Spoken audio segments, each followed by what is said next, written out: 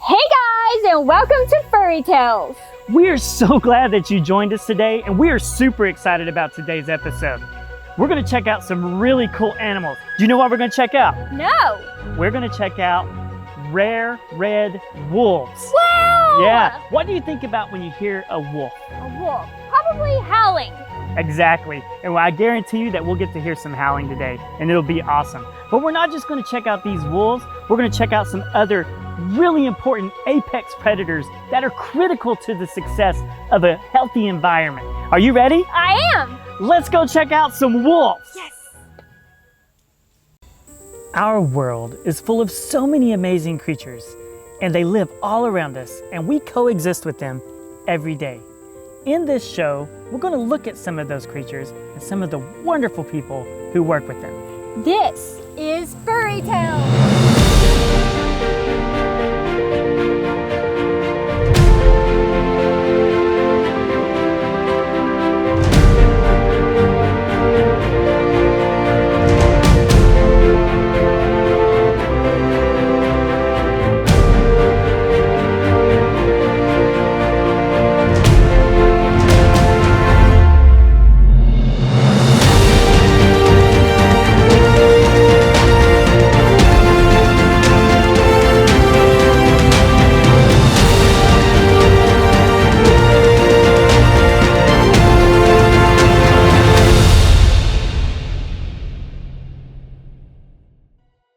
So apex predators are an absolutely critical part to a good ecological balance and the diversity that we have because of that balance. We're going to get to meet some of these amazing predators today. Tish from Reflection Riding in Chattanooga is going to join us and introduce us to some of these guys. Hey, I'm Tish. I'm the Director of Wildlife Conservation at Reflection Riding, Arboretum and Nature Center in Chattanooga, Tennessee. I am outside all day long taking care of magnificent wild native animals. All aspects of husbandry, from veterinary work with our veterinarian to dosing medicine, to making their food, to caring for them and cleaning their enclosures. We can learn a lot from wolves just in general. In nature, they have very strong family units. Once a wolf finds their true love, they mate for life. In fact, in nature, when you observe them, they are constantly showing each other love and affection. There's a reason that many people call the wolf their spirit animal. It's an absolutely magnificent and majestic creature. They're absolutely huge. Just how big? The average human man is less than 6 feet tall. The average length of a wolf is over 6 feet tall, and that's not all. They weigh as much as many adult American women. They weigh over 110 pounds. That's huge. But if that's not enough, imagine if you were in the snow and you walked up on a wolf right behind it where it had just walked and you saw its paw prints. You would be scared. Do you know why? That thing is bigger than the average adult male's hand. Wow, what a big creature. But they're intimidating as well. What they will do is they will get together and they will start howling. Not just one of them, the whole pack will howl. And the reason they do that is they are announcing to everybody within a 25-mile radius just how big their pack is. We actually got to hear one of these just the other day. Check this out.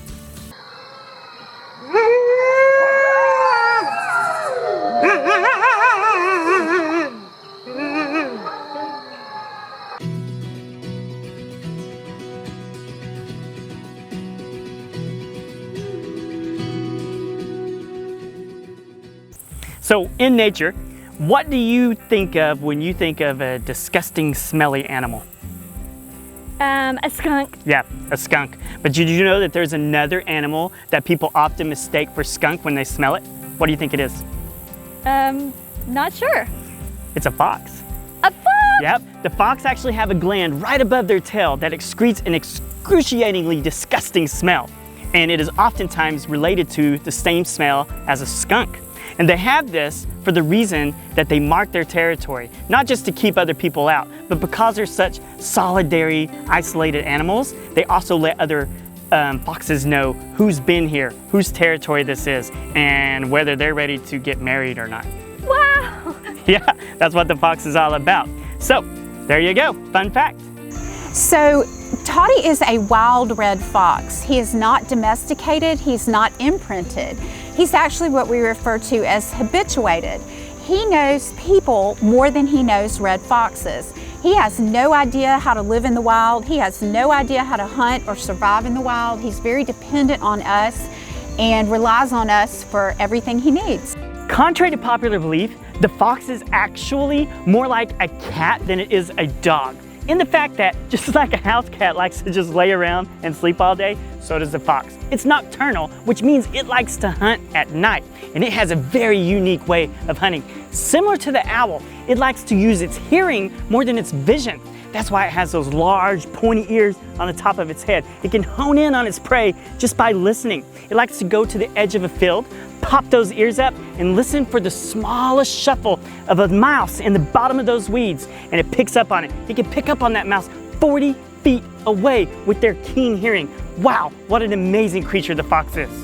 A lot of scientists actually refer to them as cat dog. They have a lot of cat-like tendencies. They are canines, but I don't know if you can see his eyes or not. They actually have elliptical pupils, much like a cat. They have semi-retractable claws like a cat, and they climb trees like a cat. So they do have a lot of cat-like tendencies. So what does the fox say? Well, actually the fox says a lot. In fact, it has over 40 different sounds that it can make to communicate. They communicate very well. They're solitary, don't forget, but that means that they can communicate far away. So if they're wanting to call for help, they have a call for help. If they're wanting to call for a mate, they have a specific call for a mate. If they just want to talk and chatter, they can do that. They're pretty smart animals. Fox are still being bred for their fur. In some cases, women are still wearing fur coats, and fox farms are not uncommon. It's a very inhumane situation for these animals. They are not kept well, they're not cared for well, and they're not fed well. So some foxes do end up on fur farms, and then they'll breed them different ways to produce different colors of fur to get a more exotic look, which means a more expensive coat. So that's something also that we want people to understand. These animals don't need to be worn. These animals need to be wild, they need to be part of our ecology and help keep the balance out there. So Toddy here is actually a pretty famous fox. You can actually follow him on his own Instagram page, @RedFoxToddy, right here. Check him out, he's pretty popular.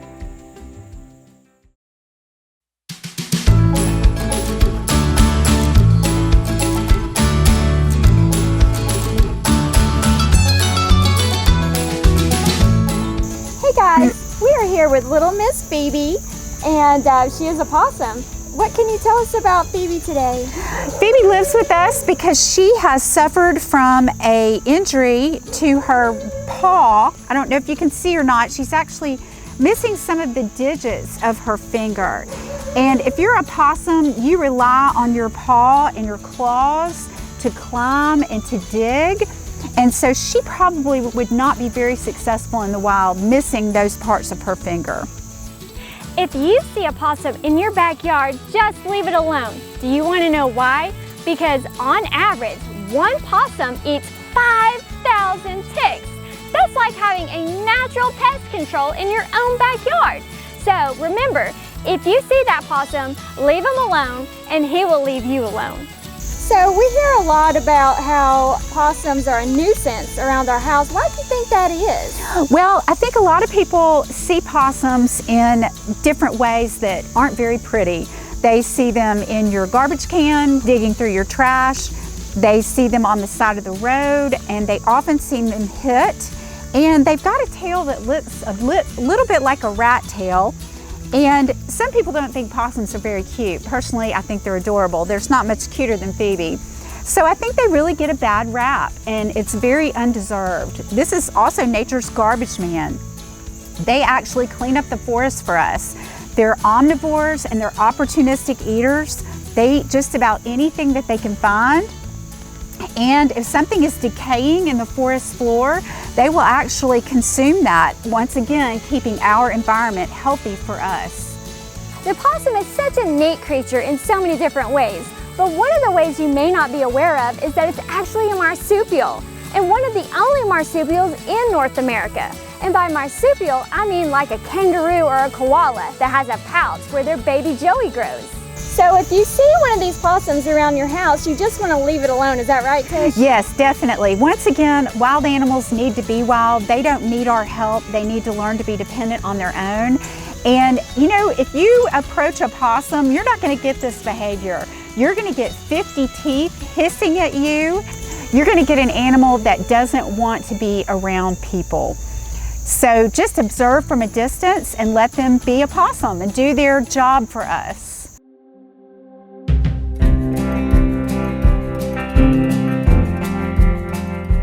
So what we're learning today is just how important these wild animals are to a perfectly ecologically balanced system, not just for themselves, but for us as well.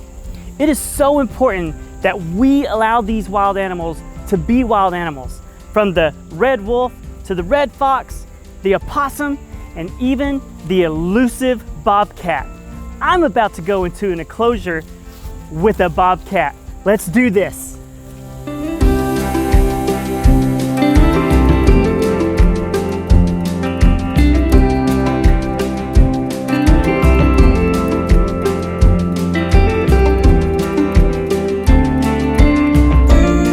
Has an actual perfect example of what a real bobcat habitat is like. They like to reside in a mountainous area where there's rocks, and they have these nice den areas for them to be able to hide out in. And they sleep mostly during the day. So if you're gonna see one, which is very hard to do, it's gonna be right when the sun's coming up and right when the sun's going down. That's when she comes out and hunts. Pretty cool. And this is a perfect idea of where they live.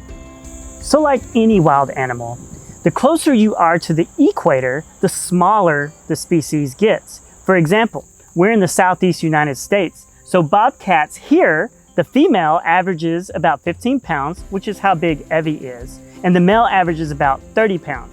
But the further north you get, and the further away from the equator you get, the larger these cats can get as well. A good ecosystem that supports bobcats is an ecosystem where rabbits flourish. The more rabbits you have, the more bobcats you're going to have. And the opposite is true as well.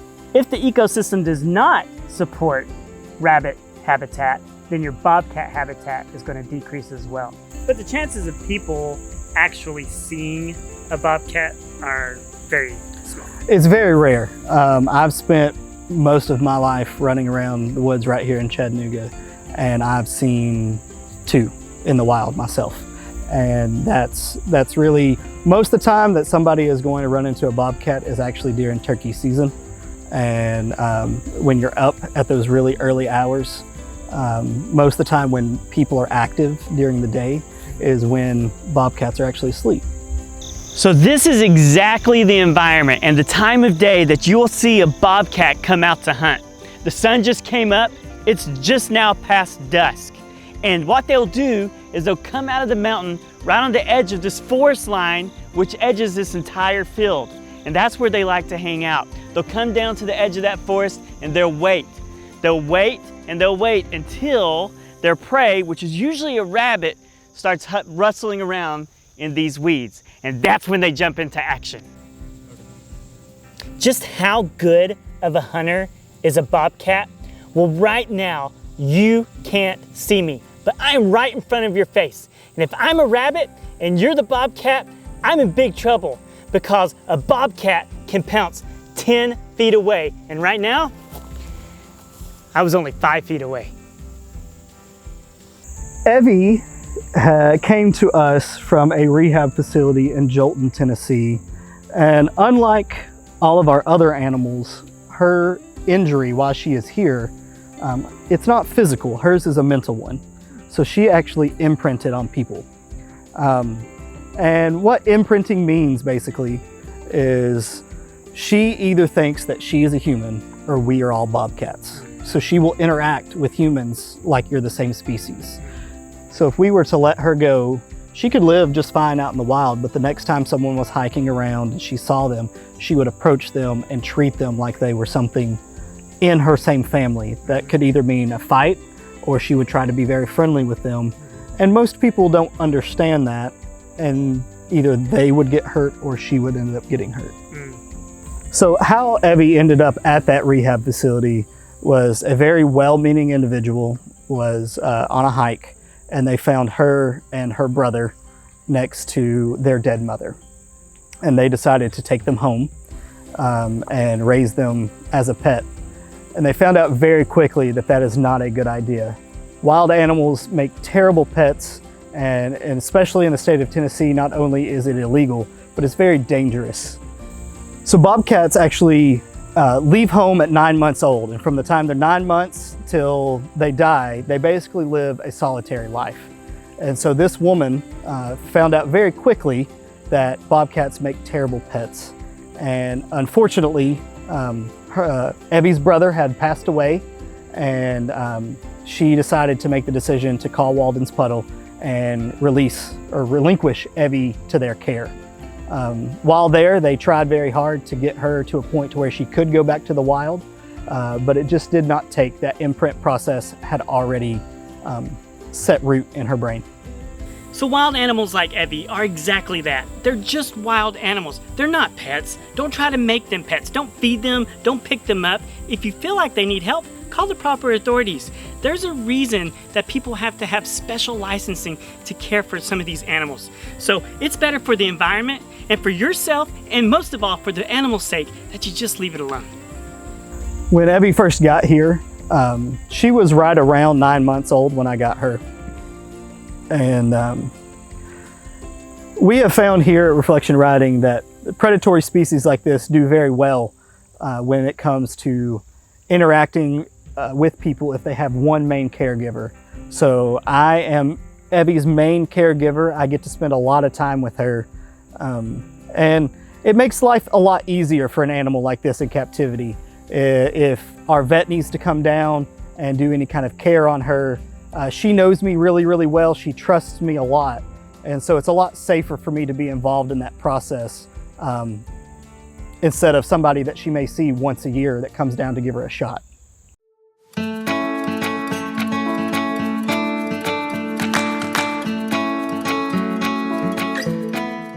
Really enjoyed learning about the magnificence of the gray wolf, and it's been really interesting to find out exactly how large these animals are. Oh yeah, they are absolutely huge. These creatures are just massive. But did you know that the gray wolf is not the only wolf in the United States? No, I didn't. Yep, there's another one. Have you ever heard of the red wolf? I haven't. There's a reason for that, and the reason is they're almost extinct. Oh no! Yep, they're extremely endangered. But lucky for us, there are some great organizations out there, people who are trying to rehabilitate that species and get them more active and more relevant to the environment again. Great. Well, we're gonna go visit one of those today. Are you ready? Yes. Let's go meet some red wolves. Yes.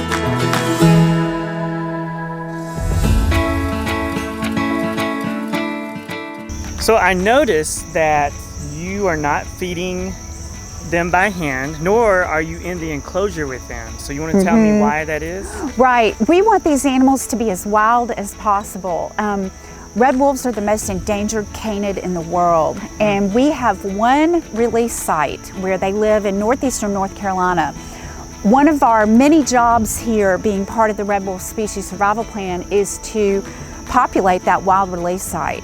So there may be a time when one of our captive wolves needs to go to the wild. And so we want these animals to remain as wild as possible while they're in captivity, knowing that they could get that call and have to go back to the wild. So the red wolf is absolutely critical for successful ecological balance in the environment around us. Without them, one of their main preys, which are deer, would overpopulate. And then because they overpopulate, they overgraze. And therefore trees like this young pine tree right here wouldn't grow. And without these kind of trees, you would have no songbirds. And without songbirds being able to control the insect population, we would have major problems on our hands. That's how important the red wolf is. Unfortunately, there is a huge misconception amongst people today, and it's mainly based on fear of these so important animals. And it's very important that we learn that that is not correct. So when the settlers first came to the United States, the red wolf was abundant throughout the southeastern area of the country. Settlers came and brought all the fairy tales that so many of us have grown up with, the Three Little Wolves and the Big Bad Pig and Little Red Riding Hood, those stories are absolutely not true. Red wolves are not the bad guy, but those stories persist through time. And as the settlers began to develop the part of the eastern United States, they pushed the red wolf out of its normal territory. They began developing different areas of the country, and the red wolf was pushed to the Texas-Louisiana coast. That's the last location of known wild red wolves before we considered them extinct in the wild in 1980. This problem, which has been caused by people and people alone, has caused the red wolf population in the wild to be less than 20. It takes programs like what's happening right here at Reflection Riding in Chattanooga to fix this problem, and they're gonna do it. So back in the 1960s, there was a biologist named Curtis Carley. He's kind of the father of red wolves, and he recognized this animal was in very serious trouble. He had gone out into the woods and did not hear them howl anymore, was not seeing their scat, no presence of them in the wild. So he began tracking them and got them down to the Texas-Louisiana coast. That was the last remnants of red wolves. And he told everyone then, this animal is in trouble. We have got to do something now to save this animal. So when that time in the 70s, they went out and actually captured any canid-like animal that they thought might be a red wolf. They ended up capturing about 400 animals. Of those 400, only 17 were true red wolves. And of those 17, only 14 were strong enough to breed. Those 14 are the founding parents of every red wolf we have today. So as we continue breeding these animals, we actually have a pedigree for every red wolf that's in our population. So when we breed red wolves, we handpick who's going to breed with whom. We have got to increase the genetic diversity of this population. When you have a very small gene pool, you don't have a lot of genetics there. So we have to be careful not to inbreed this animal. And currently we're running at about an 88% genetic purity for this population, which is exceptionally good for only 14 founding parents. So unlike its relative, the gray wolf, which is just a big canine, that guy's 6.5 feet long, which we talked about earlier. The red wolf, unfortunately, is only about 4 feet long, and he's not very tall either. He typically averages about 26 inches high, which is not very big. In fact, that's barely over 2 feet. And that creates a problem that contributes to the fact that it's near extinction, and that is that it looks exactly like a coyote. And that's a problem, because coyotes are pretty much open season in most all states across the country because they're known for being extremely overpopulated and actually bad for the environment. So when one of these rare red wolves gets out in the woods, it's easily mistaken by a hunter, and oftentimes it could be taken down. So it's very smart that if you're gonna go out in the woods, make sure you know what you're looking at and always know what you're shooting at. Red wolves can breed with coyotes, and that's something that the biologists in northeastern North Carolina at the wild population actually deal with. When the red wolf was first established in the wild in northeastern North Carolina, when we did that first release in 1987, there were no coyotes in that area. That's why we chose that location.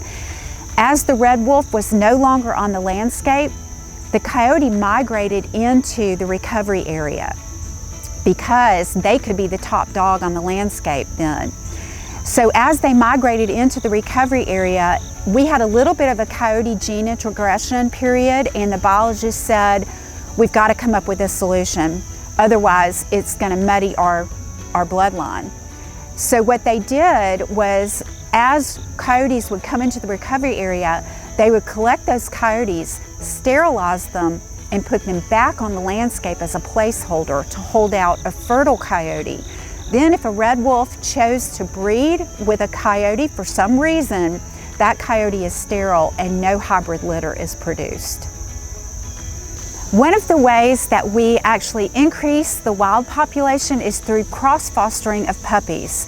So if we have a captive litter born at the same time a wild litter is born, we will take 1 to 2 of the captive born puppies and foster them into the wild litter. The mother accepts them with 100% success rate. It's an excellent way to increase new genetics into our population, and then it's also an excellent way for a puppy that is born in captivity to be raised in the wild. Look how amazing and beautiful that these wolves are. They're absolutely incredible. In 1987, they were released to the first recovery area on the coast of North Carolina. By the early 1990s, what they saw was that the sea turtle population in that area began to increase as well. The reason they found were the raccoons in the area were attacking the turtle's nest and taking their eggs. When they released these amazing creatures into the recovery area, they began to manage those raccoons. And because of that, the sea turtle population came up. That's why apex predators are so important for the ecological balance all around us.